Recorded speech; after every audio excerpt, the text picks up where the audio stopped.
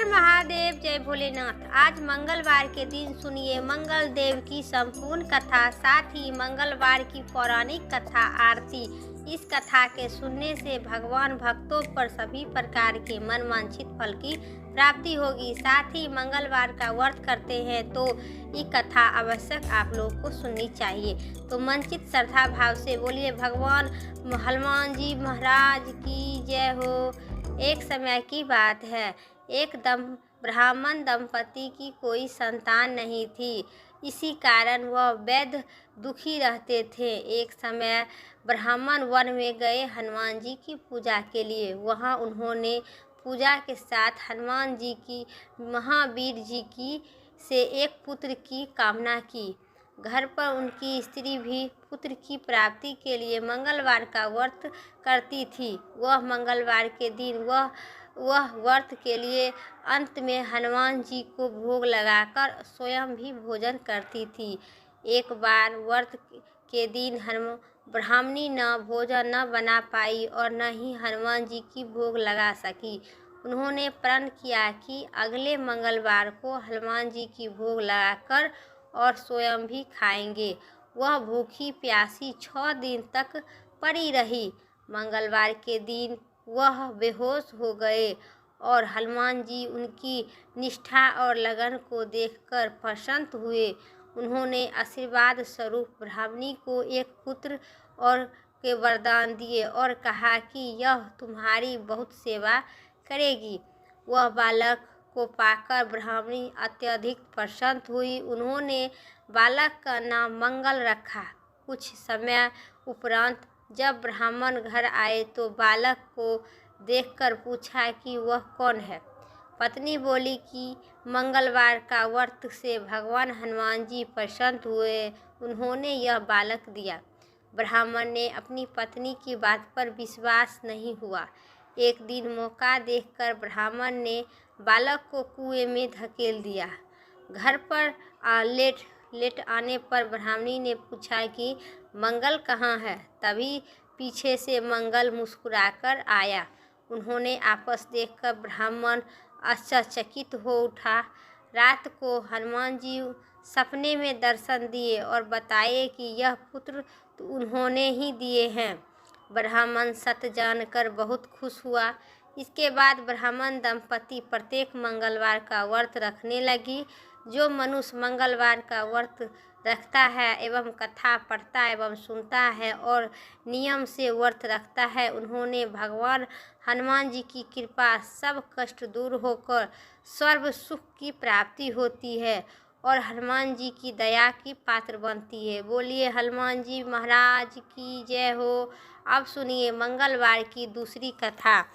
एक बार नैमिषारण्य तीर्थ में 88,000 ऋषि मुनि एकत्रित होकर सूत जी से पूछने लगे, हे महामुनि, आपने हमें अनेक पुराण की कथा सुनाए हैं। अब कृपा करके हमें ऐसा व्रत और उनकी कथा बताइए जिसके करने से संतान की प्राप्ति हो तथा मनुष्य की रोग शोक अग्नि श्राप दुख इत्यादि से भय से दूर हो जाए। कलयुग में सभी जीवों की आयु बहुत कम है। इस पर यदि उन्होंने शोक चिंता कष्ट लगाने रहे, फिर हरि विष्णु की चरण में अपना ध्यान कैसे लगा सके। सूत जी ने कहे, हे मुनि, आपने लोक कल्याण के लिए बहुत ही उत्तम बात पूछे हैं। एक बार युधिष्ठिर ने भगवान श्री कृष्ण से ये लोक कल्याण के लिए यही प्रश्न किए थे। भगवान श्री कृष्ण युधिष्ठिर का संवाद में मैं आपके समान कहता हूँ, ध्यान से सुनिए। एक समय हस्तिनापुर की राजसभा में योगराज श्री कृष्ण बैठे हुए थे। तब युधिष्ठिर ने भगवान श्री कृष्ण से प्रश्न किए, हे प्रभु नंदन गोविंद, आपने मुझे अनेक कथा सुनाए हैं। आज कृपा करके ऐसा कोई व्रत तथा कथा सुनाइए जिसके करने से मनुष्य रोग चिंता तथा भय से मुक्त होकर उन्हें पुत्र की प्राप्ति हो। हे प्रभु, बिना पुत्र बिना मनुष्य की जीवन व्यर्थ है, वह नरगामी होती है।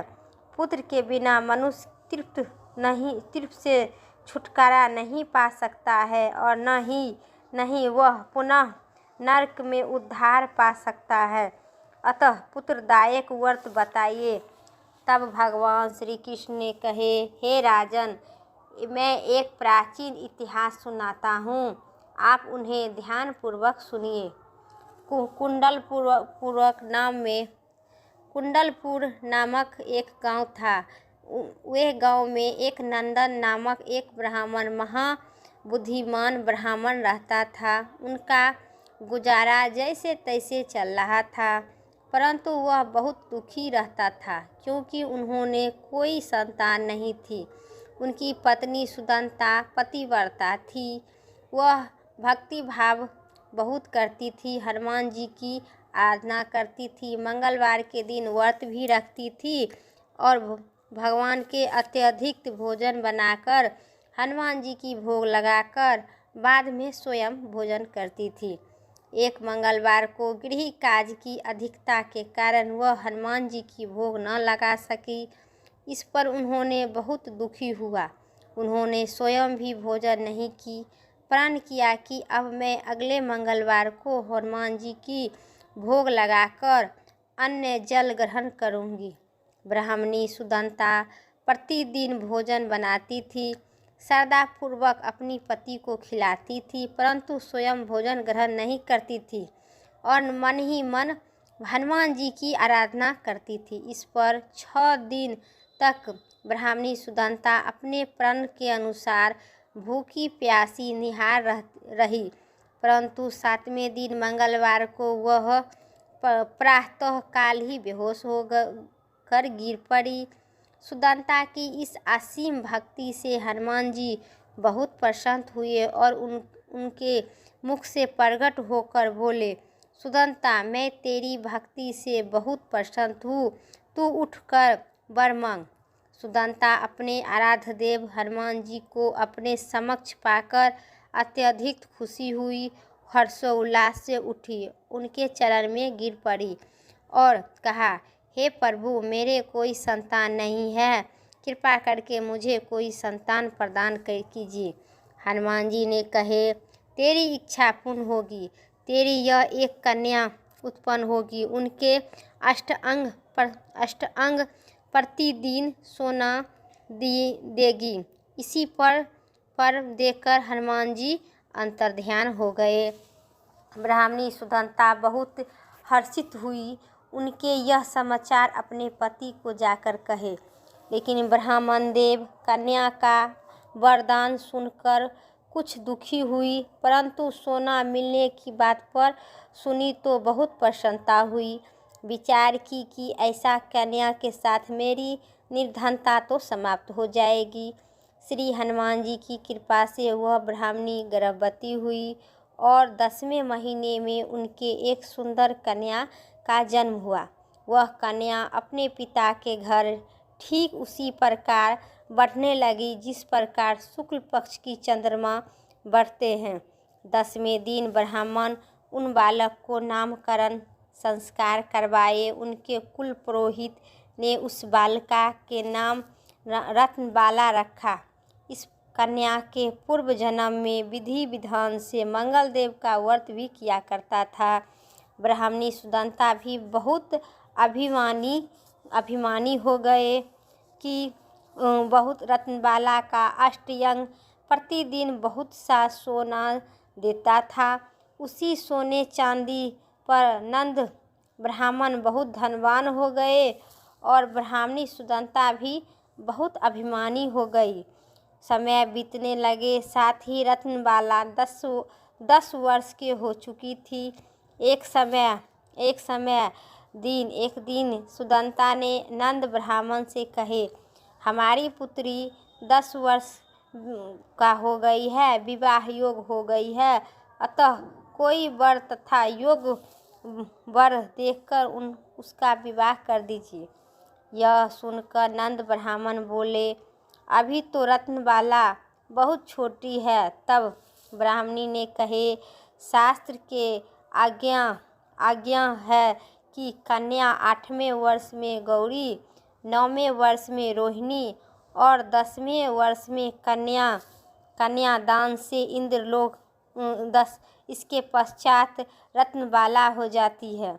गौरी के दान करने पर परलोक है, रोहिणी के दान करने पर वैकुंठ लोक और कन्या के दान करने पर इंद्रलोक की सुखों की प्राप्ति होती है।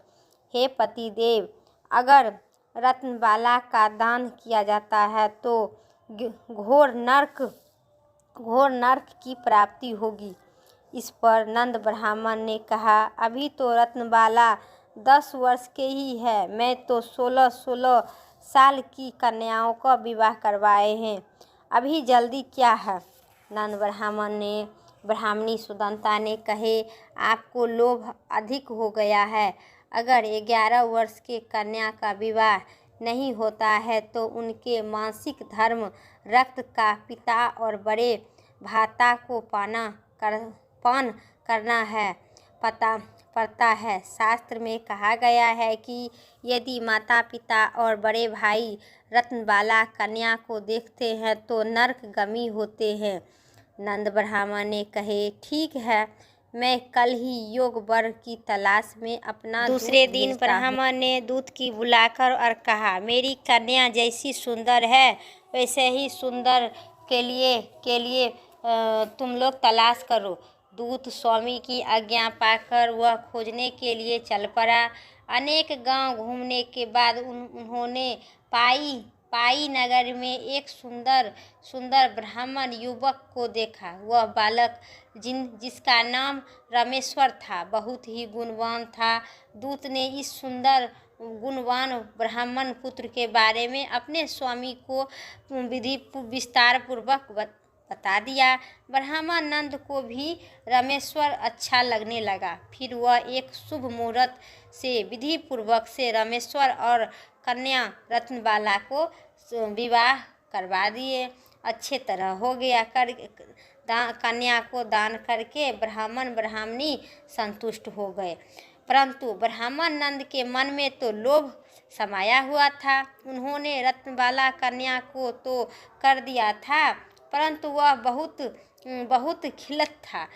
उसने विचार किया कि रत्नबाला जब ससुराल चल जाएगी इससे जो सोना मुझे परंतु वह ससुराल जाएगी, जो सोना मिला है वह आगे नहीं मिलेगा।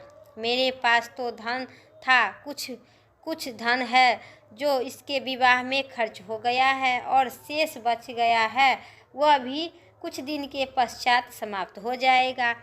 मैंने इसका विवाह करके बड़ी ही भूल कर दी है। उसने विचार किया कि अब कोई ऐसा उपाय करूं जो रत्नबाला मेरे घर में ही बना रहेगी। लोभ रूपी ब्राह्मण राक्षस ने ब्राह्मण नंद की मस्तक पर लोभ छाया हुआ था।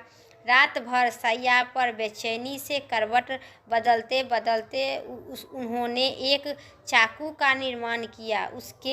उसने विचार किया कि जब रत्नबाला को पति रामेश्वर उसे अपने घर वापस ले जा रहेगा तो वह मार्ग में उसका वध करवाकर और अपनी पुत्री को अपने घर वापस ले आएगा, जिससे नियमित रूप से उसे सोना भी मिलते रहेगा और समाज में कोई मनुष्य उसे दोष भी नहीं दे सकता है।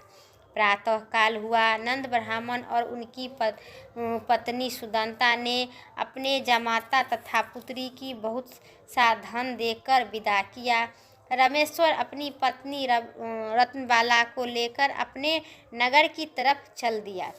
ब्राह्मण नंद ने महालोभ से भूभीत होकर पाप पुण्य की विचार भूल चुका था। अपने भयंकर चाकू से निर्माण किया हुआ था कार्यरूपी और उनके अपने दूत को मार्ग में अपने जमाता का वध करवाने के लिए पहले से भेज दिया था।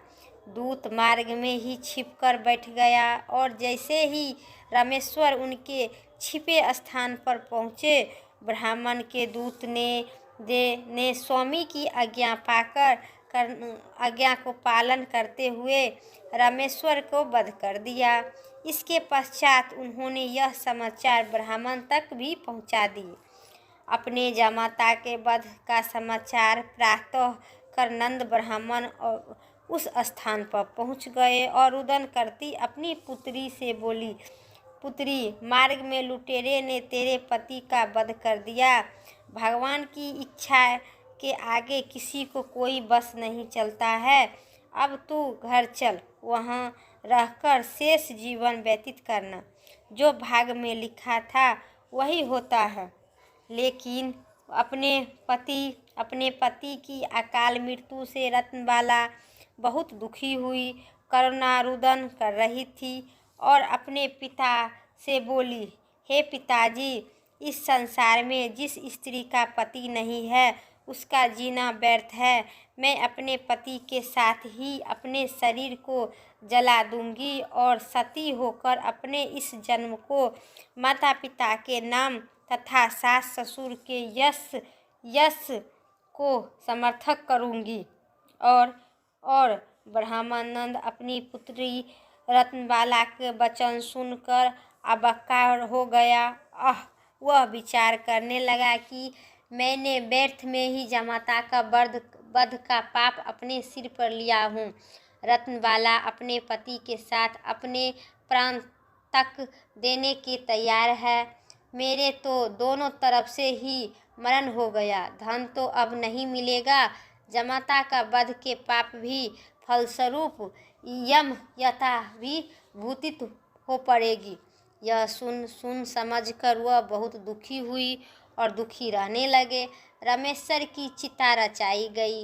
रत्नबाला सती होने की इच्छा से पति के सिर अपनी गोद में रखकर चिता पर बैठ गई। जैसे ही रामेश्वर की चिता में आग लगाई गई, वैसे ही भगवान प्रसन्न होकर मंगलदेव वहां प्रकट हो गए और बोले, हे रत्नबाला, मैं तेरी पति भक्ति से बहुत प्रसन्न हूँ। तू वर मांग। रत्नबाला ने अपनी पति की जीवन दान मांगकर मंगलदेव बोले, रत्नबाला, तेरे पति अजर अमर है, वह बड़ा विद्वान भी होगा। अपने अतिरिक्त तेरी जो इच्छा है वह वर मांग। रत्नबाला ने कहे, हे ग्रहों की स्वामी, यदि आप मुझ पर प्रसन्न है तो मुझे यह वर दीजिए कि जो भी मनुष्य मंगलवार के दिन प्रातःकाल पुष्प लाल चंदन से पूजा करके आपका स्मरण करे, उसे रोग शोक न हो और नहीं हो, कभी कष्ट विरोग न हो, श्राप अग्नि तथा शत्रुओं से भयभीत न हो। जो स्त्री एवं पुरुष मंगलवार का व्रत करे वह कभी भी विधवा न हो। मंगलदेव ने तथास्तु कहे, ऐसा ही होगा। जो स्त्री मंगलवार का व्रत करेगा वो कभी विधवा नहीं होगी। वो मंगलदेव ने तथास्तु कहकर अंतर्ध्यान हो गए। मंगलदेव की कृपा से रामेश्वर की जीवित होकर उठा। रत्नबाला अपनी पति को पुनः प्राप्त कर बहुत प्रसन्न हुई। रामेश्वर अपनी पत्नी को लेकर अपने नगर चल गया। इसके बाद दोनों पति पत्नी मंगलवार का व्रत कर प्रत्येक मंगलवार का व्रत करने लगी और मंगलदेव की कृपा से इस लोक का सुख ऐश्वर्य भोग कर और स्वर्ग लोक चले गए।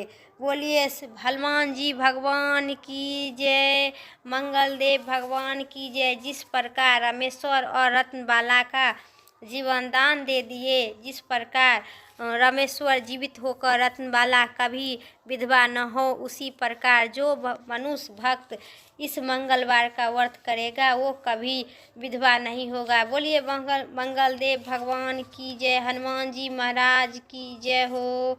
अब सुनिए आरती, हनुमान जी की आरती। आरती कीजिए हनुमान लला की, दुष्ट दलन रघुनाथ कला की। आरती कीजिए हनुमान लला की, जाके बल से गिरिधर कांपे, जाके बल से गिरिधर कांपे। रोग शोक जाके निकट न झांके, अंजनी पुत्र महाबलदाई, असंतन के प्रभु सदा सहाई। देवीरा रघुनाथ पठाई, लंका जाए सिया सुध लाए। लंका सौ समुद्र की खाई, हल जाके जाते लंका सिया सुध लाई।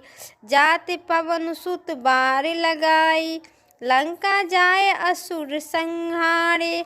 सिया रामचंद्र के काज समारे, आरती कीजे हनुमान लला की। दुष्ट दलन रघुनाथ कला की, अगलाई सजीवन प्राणी उजारे। पोठ पताल तेरी जन्म कारे, अहि रावण के भुजा उखाड़े। बाएं भुजा असुर दल मारे, दाएं भुजा सत जन तारे। सुर नर मुनि जनि आरती उतारे, जय जय जय हनुमान उचारे। कंचन थाल अगर कपूर लाई, आरती कीजिए अंजना माई। आरती कीजिए अंजना माई। जो हनुमान जी की आरती गावे, बस पर वैकुंठ पदम पद पावे। लंका विध्वंस किन्हा रचाई, तुलसीदास प्रभु कित लगाई। आरती कीजिए हनुमान लला के, दुष्ट दलन रघुनाथ कला के। बोलिए सियावर हनुमान जी महाराज की जय हो। आज मंगलवार की पौराणिक कथा इतना ही तक था। वीडियो अच्छी लगे तो लाइक कीजिएगा, चैनल पर नए हैं सब्सक्राइब करके कमेंट में लिखिए हनुमान जी महाराज की जय हो।